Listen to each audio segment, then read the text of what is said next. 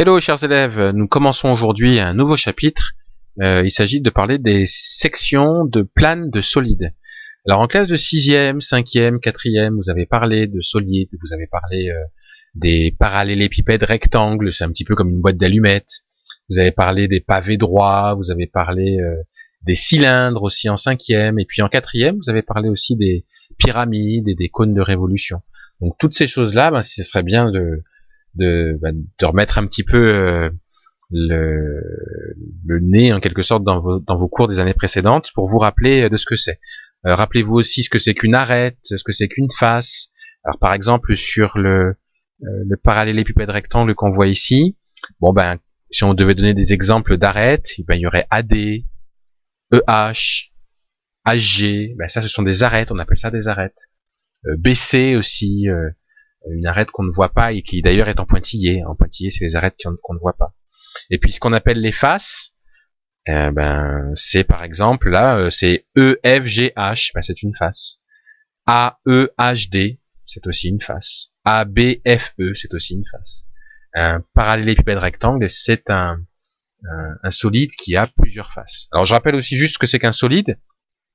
C'est une figure qui est en 3 dimensions, en 3D, et puis qui est fermée, qui est délimitée par une surface fermée. Alors là, dans ce chapitre, on va parler des sections de certains solides. Alors une section, c'est comme si on le coupait. Imaginez par exemple cette boîte. Imaginez que c'est une boîte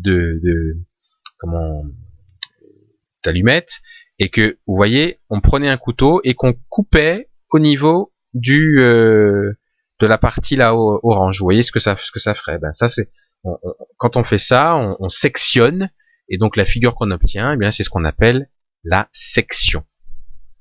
Alors premièrement, on va parler de la section d'un parallélépipède rectangle, donc cette figure là. Quelle est la propriété importante qu'il faut connaître, qu'on a vu déjà ensemble? C'est que la section d'un parallélépipède rectangle par un plan parallèle à une face, c'est un rectangle de même dimension que cette face. Prenons l'exemple en dessous. Le parallélépipède rectangle, on l'a coupé par un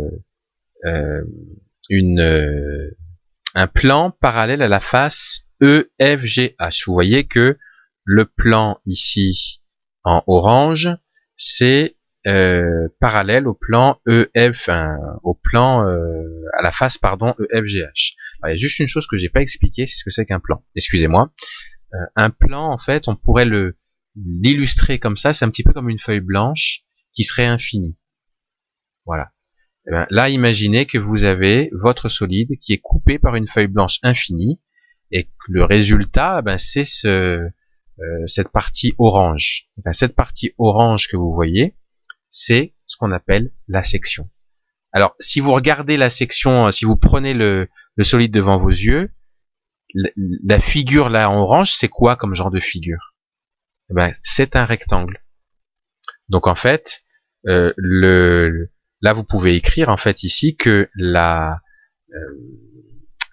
le quadrilatère en orange est la section du parallélépipède rectangle. On pouvait même marquer, c'est le rectangle orange qui est la section du parallélépipède rectangle.